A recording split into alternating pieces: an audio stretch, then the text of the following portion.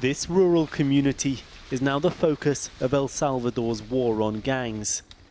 Thousands of soldiers are out on patrol, controlling access into and out of Cabanias, searching and questioning anyone they find suspicious. A tattoo or anonymous tip is evidence enough to be hauled off to jail under El Salvador's year-and-a-half-long state of emergency. Across the country, more than 70,000 people have already been taken into custody. Prisoners packed together and put on display in footage released by the government, proudly trumpeting a huge decline in the country's murder rate. Last week, Congress passed a bill allowing up to 900 suspects to be tried together, causing outrage amongst human rights activists who say only around a third of those held in prison have links to gangs. But President Nayib Bukele, who once called himself the world's coolest dictator, has sky-high approval ratings. He's more popular than the Pope. You can ask the people, the woman at her home, the one selling tortillas, the one selling pupusas.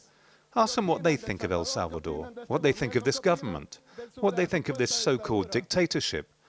Stop believing in people in an office far away from this country who don't even know it, talking about what they don't know. In the center of San Salvador, smiles and fancy footwork. But scenes like this were once unimaginable. Deadly violence, the public's top concern. The war against the MS-13 and 18th Street gangs was triggered by a particularly bloody weekend last year. Now, for residents like Maritza, a shopkeeper, there's a new sense of freedom. It was really unsafe. We couldn't leave our doors open because guys we didn't want to associate with would come in. They'd come to shops, ask for rent that people had to pay.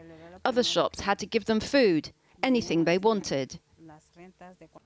But peace has come at a price, and there's still a sense of fear, this time of being falsely accused. Fear still exists because of these families of the gangs that seek to harm others that have nothing to do with the gangs. Before, these people would threaten you. Now, though, the threat is that they will falsely report you. It's something that police sometimes just allow to happen. Other times, they investigate. Luckily for us, they investigated before doing anything. There are others who haven't been so lucky. Despite the controversies, Bukele's tactics are proving contagious. Here, a presidential candidate in gang-ravaged Ecuador's elections installs a signal jammer outside a jail. In Guatemala, another candidate has promised to build a mega prison, just like Bukele. I think it's very serious how this is spreading throughout the region. You can explain it partly because insecurity is a huge concern throughout the region, and also because there is no alternative narrative out there that is democratic within the boundaries of the rule of law, that can also address and provide results in terms of insecurity.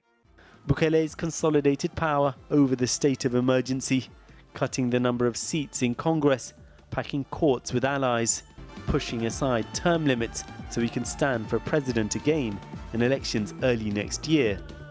Elections he looks sure to win.